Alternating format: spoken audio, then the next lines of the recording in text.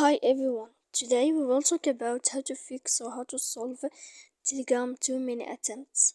To know how to fix or how to solve Telegram too many attempts, you should just go to settings like this. You will click. After that, in this page, you will go to apps, default apps, app settings. When you will see this list, you will go down to find the application of Telegram and you will enter. Then in this page here, you will go to click for stop. When you will end this, you will enter to storage. After that, in this page, you will click clear cache. Then you will go to click manage storage. And when you will end all this, you can turn off your phone so that you can know how to fix or how to solve Telegram too many attempts. So please don't forget to support us by like and subscribe.